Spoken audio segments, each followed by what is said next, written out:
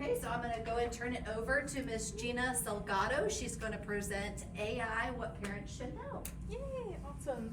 Thank you all so much for being here. So I work at Region 10, which is our education service center for here kind of in the Dallas area. And I get to work, I actually work with our special populations department.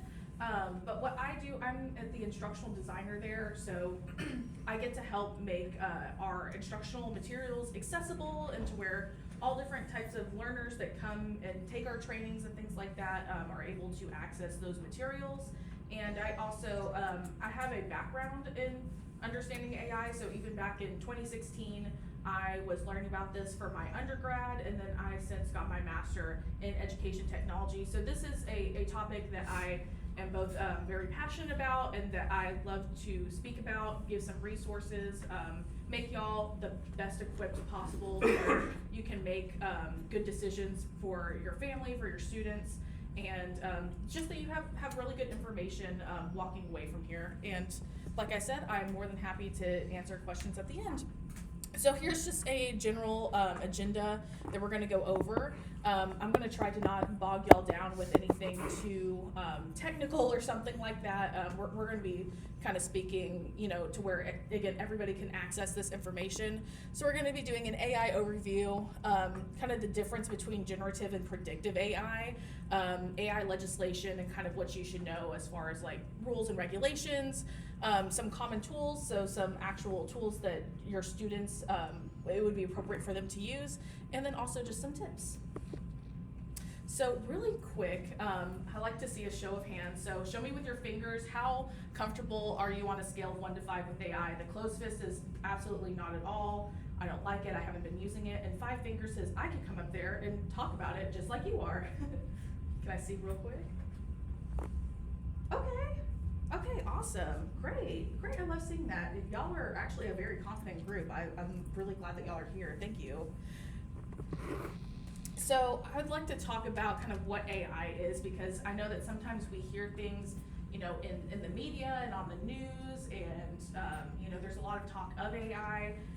Some of it, is more accurate, and then some, gets a little misinterpreted along the way. But basically what AI is that it is machine coding that performs tasks like a human, and in a way it's kind of like a supercharged algorithm. So, as you're using things like Google or Instagram, Facebook, any of that, it kind of looks at what you're interested in, what you've been liking and whatnot, and then it tries to make predictions of, oh, I think I'm going to predict what you're going to want to see. And so AI essentially does that, where when you give it a prompt, it's like, oh, what do I think you want to get out of this?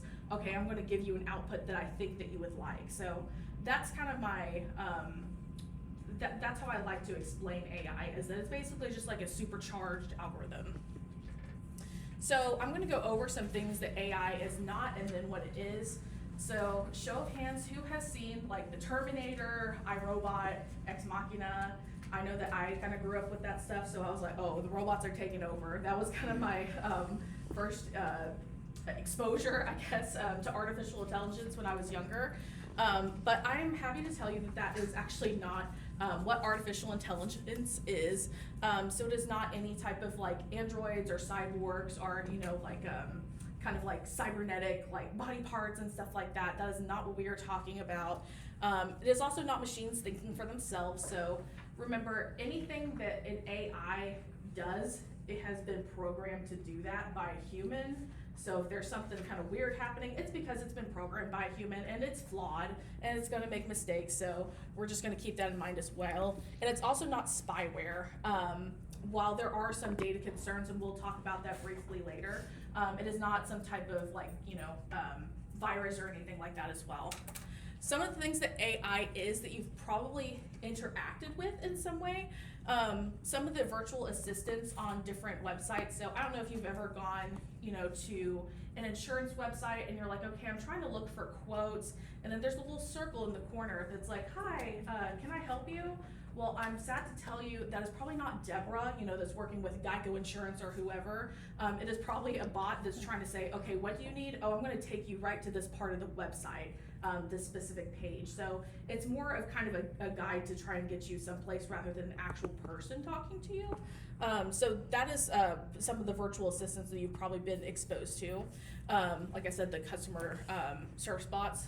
Also, things like Siri and Alexa, those are all your virtual assistants that you probably have used before to be like, oh, what's the weather like today? Give me some local restaurants in my area. So that is also some artificial intelligence. Like I said earlier, algorithms, that's usually where people kind of are like, oh, okay, I guess I've used it in some capacity before. Google, all social media, all of those use algorithms to try and give you information that it thinks that you want to see, so that way you'll stay on their site longer. And then of course, Grammarly, spell check, that was all AI. So we've actually been using AI for quite a while now. It looked different than we're kind of seeing right now. So with that, I also want to make a little distinction between generative and predictive AI, because I think sometimes when we're talking about our students and what they need, we're kind of like, okay, well, I don't want it, ChatGPT or whatever AI platform we're using, I don't want it to just generate a whole essay for my student, because then there's no purpose in that learning if it's doing all of the work for them essentially.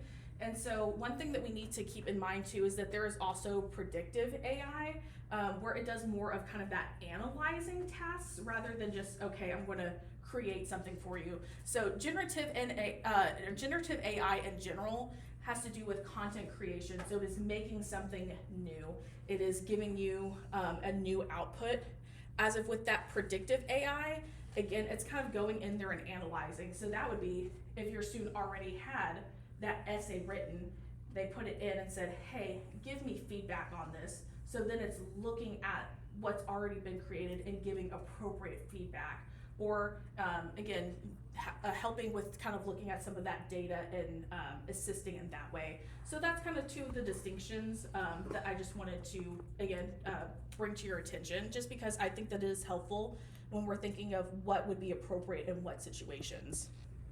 So some quick AI legislation. There are two kind of big laws that I, again, just want to make you aware of. So the first one is FERPA. This is where we don't want any of our students here to have their information publicly accessible to just anybody on the street. That data is supposed to be private.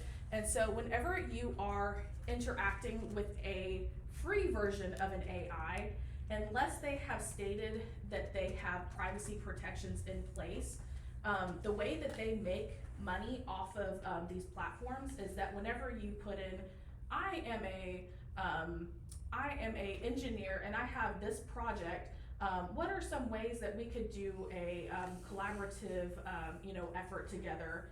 Well, you've already told it that you're an engineer, maybe you've told it your age, where you live, all this stuff. And so what the platforms do is they sell that data, and that's how they make their money, is that they're selling your data.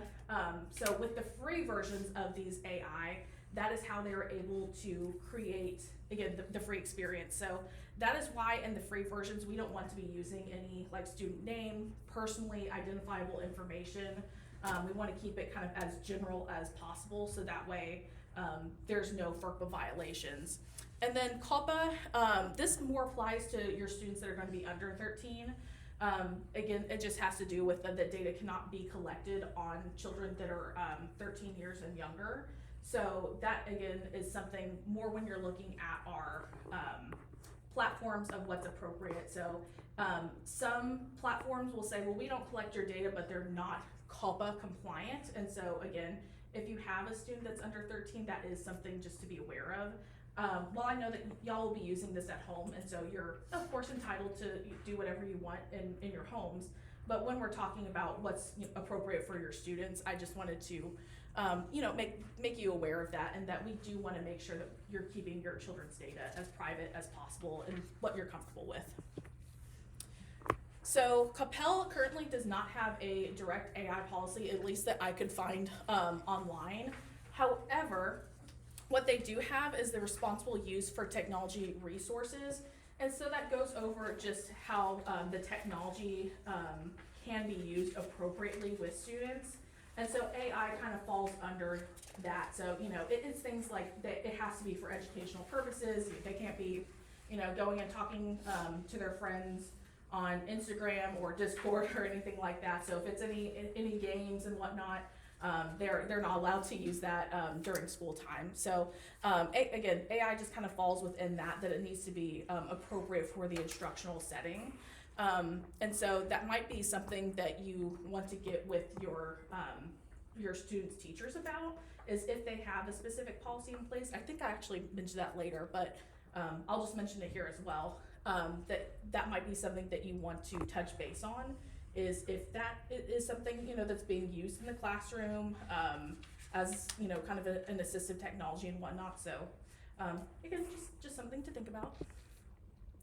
So I'm gonna go over a couple of just common tools, things that are being used a lot right now in education with students. So the first one is Google Gyms. Why I particularly like Google Gyms as an instructional tool is that it is a form of Google Gemini. However, you can have it be to where it only does a specific task. So rather than it just being a kind of free-for-all like we see on, again, like ChatGPT or Google Gemini, it can only do very specific things, so whatever you ask it to. So for example, you can have it to where if you want your student to only have, where it only helps with a certain type of math problem, or where if they're doing writing and it gives them sentence stems. Well, now it's not writing their whole essay, but if they get stuck where they're like, well, I don't really know how to start the next part of it, and that's kind of where I'm struggling, it can help them take that next step to where, oh, okay, now I have an idea of how I can start the next part. Again, it's not writing it for them, it's just giving them some ideas of how they can start the next piece of their writing. So you can have it be where it's programmed specifically to do that. But when I say programmed, it's where you just type in some sentences. You do not need to know any type of formal coding language or anything like that. You just type it out as a sentence. You don't need to know any type of specific prompt engineering or anything like that either. No kind of like tricks to make it work better. They made it very user friendly for everybody. And what I like is that if your students, I believe that they have access to a Google Drive account. So they have Google accounts. So that means that if they are using their student account while doing this, they may not have access to it. I'm not entirely sure. That depends on if the district kind of turns on the Google Gyms or not. But if not, again, they can, if it's at home, then they can use a personal account and whatnot. But if they are at school, and they're using their education account, then that actually has that built-in data protection to where the school already pays for the accounts and whatnot. So their data is not being sold, so there's, again, no violations or anything like that. So it is extremely useful for that. Notebook LM is another really great Google tool. So I will tell you, I'm very sad that I did not have this throughout the duration of my collegiate life, because this would have changed the game on me with my studying. So what Notebook LM is it's like an AI powered study notebook. So you can have multiple sources of data where you use information. So for example, things like PDFs, websites, Google Slides, or any type of PowerPoint presentations and whatnot. You can have that as a source of data, and you bundle them together and it creates a book for you. And so within these notebooks, you can ask it questions while studying and help synthesize data. And it also has things like, it has audio summaries. And when I tell you, it has a very realistic podcast feature. So instead of a whole research paper where, they're gonna have to sit there and read, and maybe there's some really technical academic language in it that might be a little difficult to understand, it creates a podcast that's about 10 minutes long, and it sounds very realistic, like the vocal inflections and things like that. It doesn't sound like a robot talking. It sounds very, again, very realistic. And so it is great because the kids are always listening to podcasts anyways. That's kind of one way that they like to receive information. So this actually, like I said, it creates a podcast for them to listen to, but it's on the information within that notebook. It also has, I believe now, video summaries. So now it also will create a video for them for an overview. And this is great, again, just because of studying. So that way, if they have a topic and there's multiple sources of that data, then they can, again, ask all of it and get information as far as main ideas, even asking, with the citations and things like that, like, okay, I need to go and talk about this topic.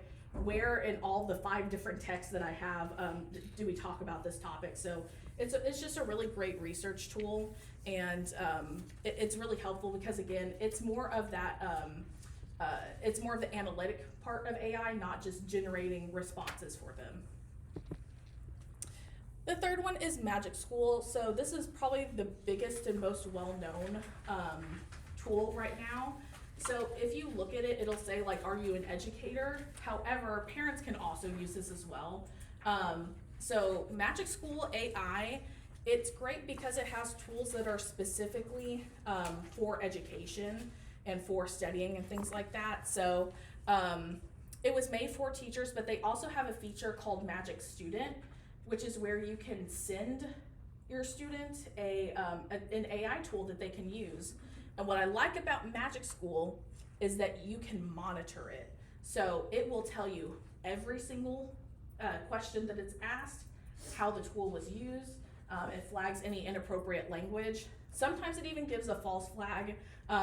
For example, I did one in a training, and now, again, this was kind of a fake class, but I did one over the Telltale Heart, and so it flagged some of that because you're talking about a murder for that, and so it was like, oh no, like that's this might be some harsh language, even though that's what the story is about. So it was a horror story, so that sometimes it'll flag it a little oversensitively, but I do like that because even if it does get falsely flagged, you still kind of know why, and you can go in and double check that.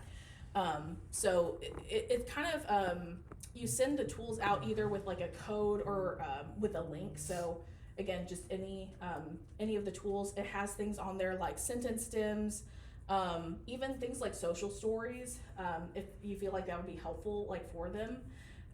There's all sorts of things where, again, there are some that are more for like educators themselves, like lesson plans and things like that, but you wouldn't use that. You'd want to use more of those Magic Student tools, so it's to where the students would be using it.